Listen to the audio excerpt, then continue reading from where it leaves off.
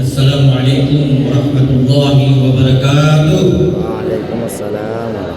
Alhamdulillah wassalatu wassalamu ala Rasulillah wa ala alihi wa sahbihi wa mawala. Amma ba'du. Inna salati wa nusuki wa mahyaya wa mamati lillahi rabbil alamin.